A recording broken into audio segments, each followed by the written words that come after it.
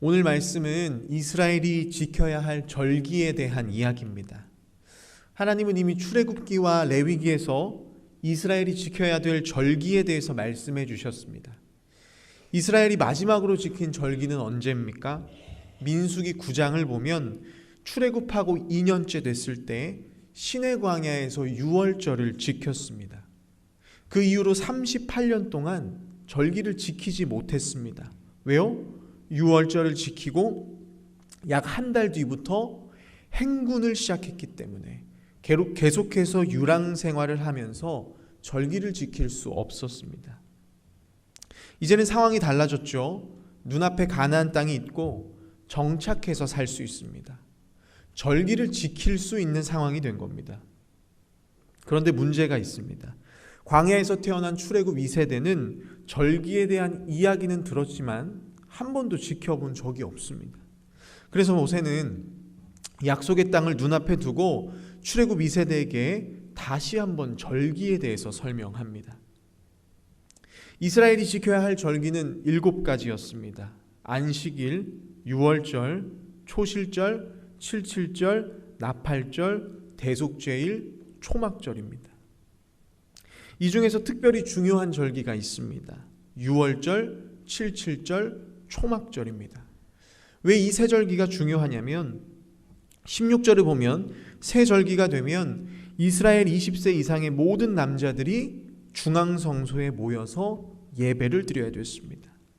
다른 절기들은 각자 머물고 있는 곳에서 지키면 되는데 이 세 절기만큼은 하나님께서 정해주신 장소 중앙성소에 모여서 함께 예배해야 했습니다. 자, 그러면 중앙성소는 어디일까요? 이스라엘 땅에는 48개의 성소가 있었습니다. 그 중에 중앙성소는 언약궤가 있는 곳입니다. 하나님의 임재를 상징하는 언약궤가 있는 곳이 이 중앙성소가 되었습니다. 가나안 땅에 처음 들어갔을 때는 길갈에 있었고 이후에는 실로에 자리 잡습니다. 그러다가 다윗 시대에 이르러서 다윗성으로 또 솔로몬 성전이 건축되면서 예루살렘 성전이 중앙성소가 됩니다. 오늘 말씀은 이스라엘이 이 중앙성소에서 지켜야 할 세 가지 큰 절기에 대한 이야기입니다. 첫 번째 절기는 유월절입니다. 1절을 보면 유월절을 아비벌에 지키라 라고 말합니다. 이 아비비라는 말은 녹색, 푸른 이삭이라는 뜻입니다. 그 이름의 뜻처럼 이때는 보리 이삭이 막 여무는 봄철입니다. 우리에게는 3, 4월이지만 이스라엘의 민간력으로는 7월입니다. 왜 이때를 유월절로 지키게 하셨을까요? 출애굽기를 보면 애굽의 7번째 우박 재앙이 내렸을 때 보리가 이미 익어 있었다라고 기록합니다.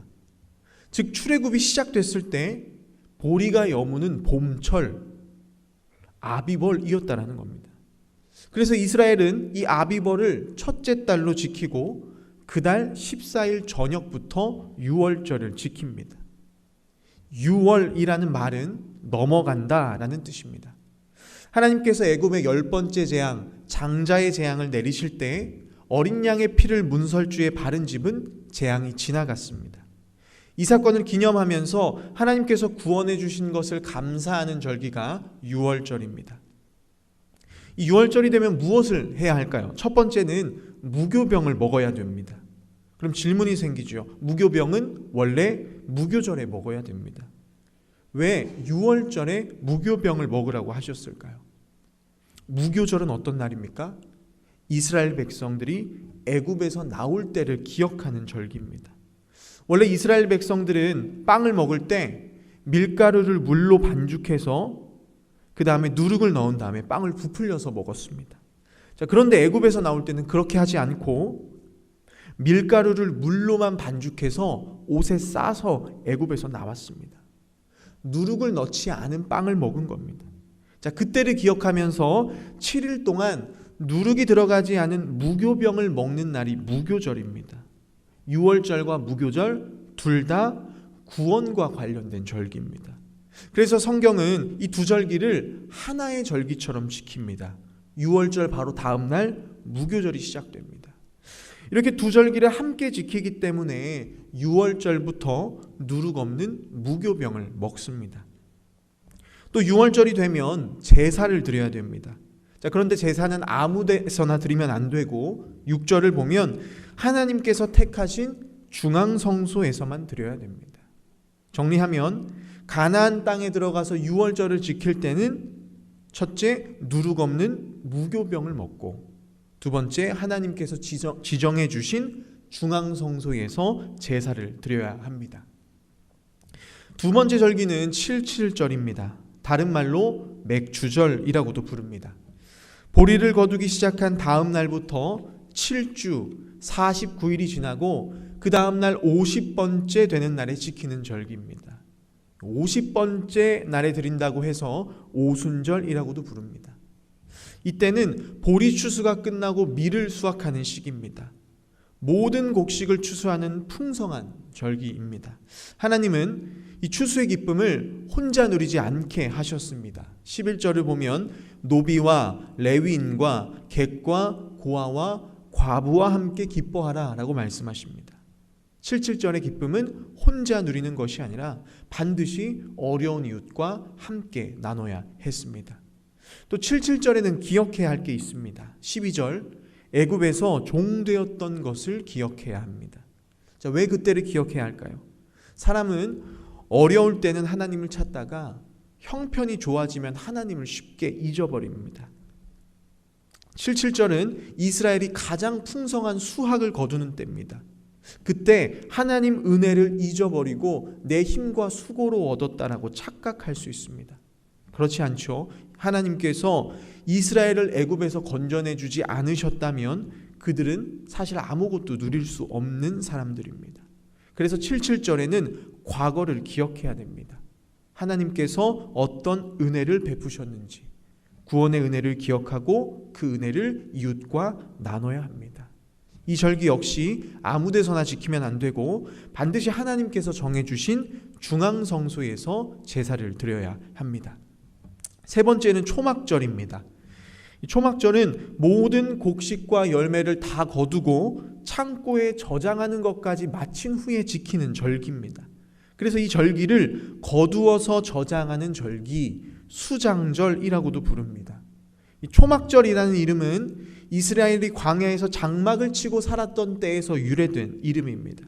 초막절이 되면 이스라엘 백성들은 각자 처소에 초막을 짓고 거기서 일주일 동안 생활하면서 광야에서 지켜주신 것을 기억하고 감사했습니다. 정리하면 하나님은 이 세 절기 6월절, 77절, 초막절이 되면 반드시 하나님께서 정해주신 중앙성소에 모여서 예배하라라고 말씀하셨습니다. 18절부터 마지막 절까지의 말씀은 이제 절기 이야기를 마치고 가나안 땅에 들어가서 어떻게 하나님 백성답게 살아야 하는가에 대한 이야기입니다. 첫 번째는 공의로운 백성이 되어야 합니다. 18절에 보면 성읍마다 재판관을 세우고 공의롭게 재판하라고 하십니다. 재판관은 사람을 외모로 판단해서는 안 됩니다. 그 사람이 어떤 지위에 있는지, 재산을 얼마나 가지고 있는지에 따라서 판결이 달라져서는 안 됩니다. 또 뇌물을 받아서도 안 됩니다. 19절에 보면 뇌물은 지혜자의 눈을 어둡게 하고 의인의 말을 굽게 한다고 이야기합니다. 뇌물은 재판관의 눈을 흐리고 해서 옳고 그름을 분별하지 못하게 합니다. 재판관은 언제나 하나님의 편에서 공의롭게 판결해야 합니다. 이스라엘 백성이 들어갈 가나안 땅은 어떤 땅입니까? 불의가 가득한 땅입니다. 이스라엘 백성들은 그 땅에서 불의에 물들지 않고 하나님을 닮은 공의로운 백성으로 살아가야 합니다. 두 번째는 거룩한 백성이 되어야 합니다. 가나안 사람들은 많은 신을 섬겼습니다. 기록을 보면 가나안 7부족이 섬기던 신의 수는 103개입니다.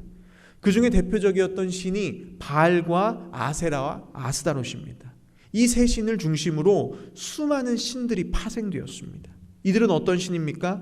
바알은 비를 내려주고 아세라와 아스다롯은 다산과 풍요를 준다고 합니다.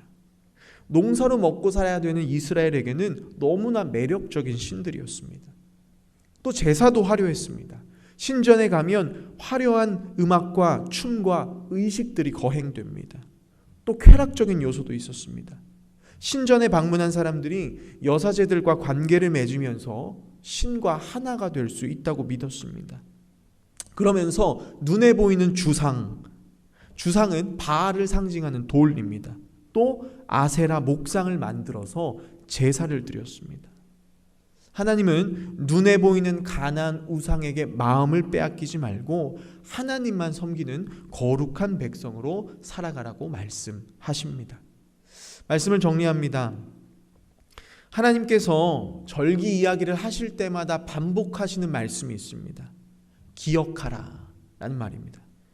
애굽에서 종되었던 것을 기억하고 너를 어떻게 여기까지 인도하셨는지를 기억하라.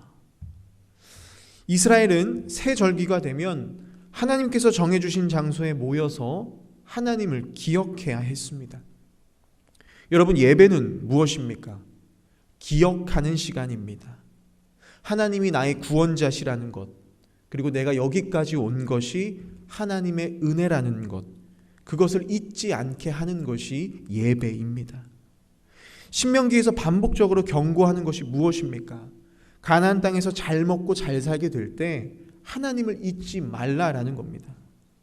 우리도 그렇습니다. 형편이 나아지고 평안해지면 하나님을 찾지 않습니다.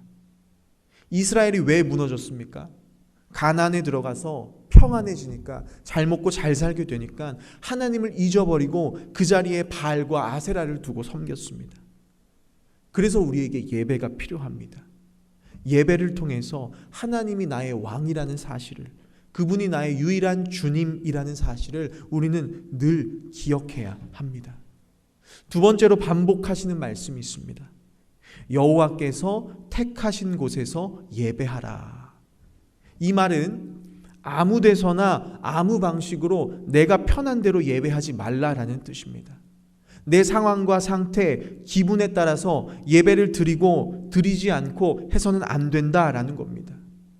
어느 순간 예배가 선택의 문제가 되었습니다.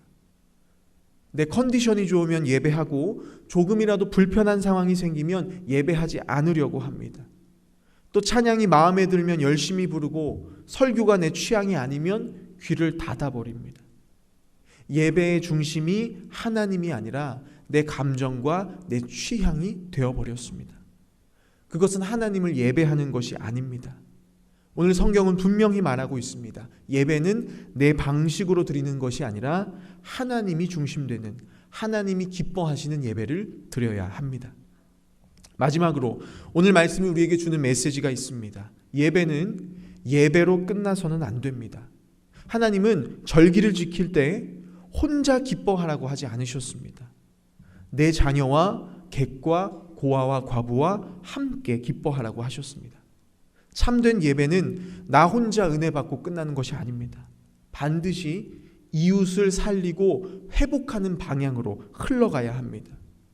교회 안에서 은혜롭게 예배 드리면서 이웃의 어려움에 침묵하고 또 서로 비난하고 상처 주고 싸우는 것, 그것은 하나님이 기뻐하시지 않는 예배입니다. 서로를 섬기고 사랑하고 품어줄 수 있는 넉넉한 마음으로 살아가는 것, 그것이 참된 예배자의 삶입니다. 예배는 반드시 삶으로 이어져야 합니다. 오늘 절기 이야기가 끝나자마자 하나님께서 하신 말씀이 무엇입니까? 가나안 땅에 들어가서 공의와 거룩으로 살아가라. 예배 드렸다고 끝이 아니라 성읍으로 들어가서 삶의 자리로 들어가서 공의롭게 살라라는 겁니다. 돈과 힘 앞에 굴복하지 말고 하나님 백성답게 정직하게 살아라. 또 거룩하게 살아야 한다. 세상의 바알과 아세라 앞에 무릎 꿇지 말고 믿음으로 승리하라고 말씀하십니다. 오늘 이 아침 우리의 예배가 그런 예배 되기 원합니다. 은혜를 기억하는 예배, 또 그 은혜를 이웃과 나누는 예배, 그리고 예배 드렸다고 끝이 아니라 세상으로 나아가서 공의롭고 거룩한 삶을 살아내는 참된 예배자, 하나님을 기쁘시게 하는 모든 성도님들이 되시기를 주님의 이름으로 부탁드립니다.